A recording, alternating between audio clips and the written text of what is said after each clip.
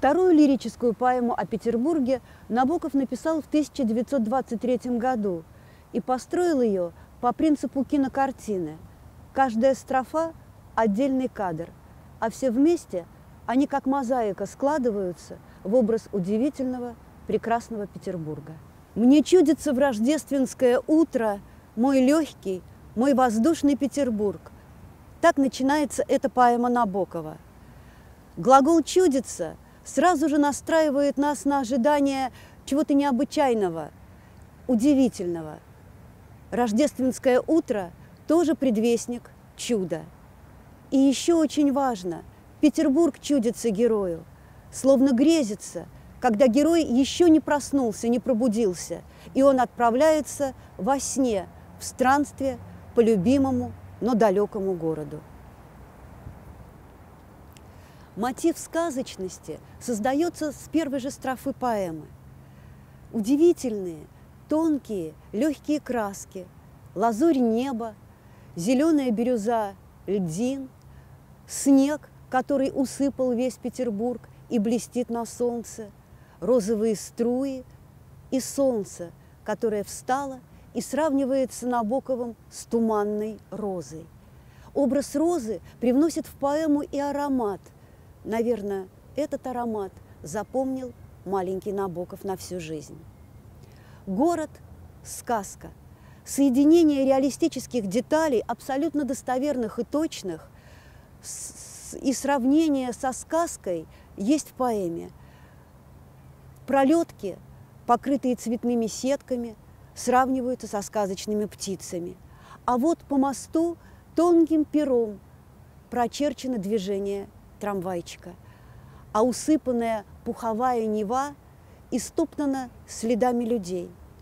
И Набоков не может не вспомнить, как и сам когда-то катался на санках, а эти санки подталкивал мальчишка в валенках с привязанными к ним коньками. И здесь в поэму входит образ Пушкина. Набоков впервые сравнивает время с временем, когда жил Пушкин. И это сравнение, как мы увидим, будет не случайно. Перед нами действительно прекрасный, легкий пушкинский Петербург. Герой продолжает свою прогулку, и в поэму врывается звонкий смех, потому что перед нами катки, которых было много действительно в Петербурге зимой. И в Юсуповском саду, и на Фонтанке, и на Мойке катались люди. И Набоков улыбается, видя, и как они падают, и как учатся кататься, и выписывают замечательные, интересные фигуры. Это радость, это праздник. И вот герой подходит к своему любимому Александровскому саду между Невой и Дымчатым собором. Импрессионистические краски, размытость контуров, неотчетливость – все передано одним эпитетом – дымчатый.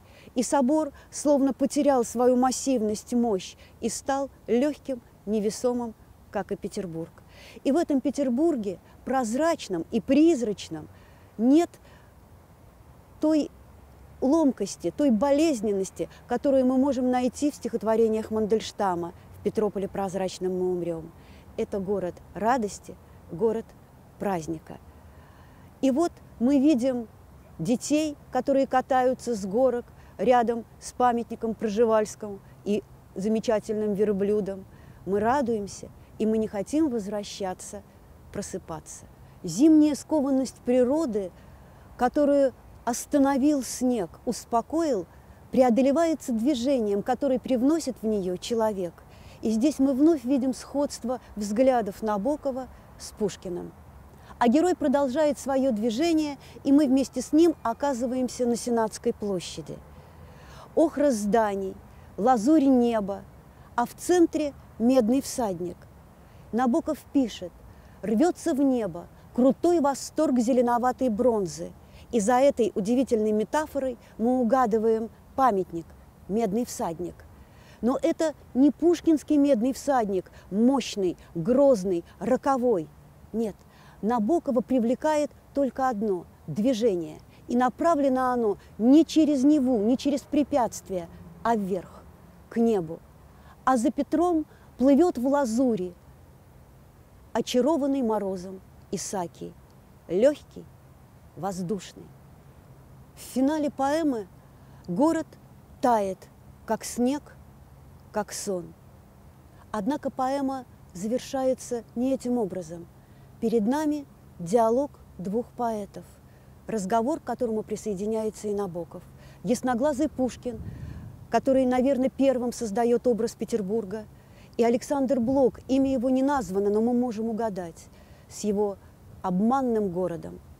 И каждый из поэтов, которые пишет о городе, вольно или невольно, выбирает позицию между этими двумя полюсами.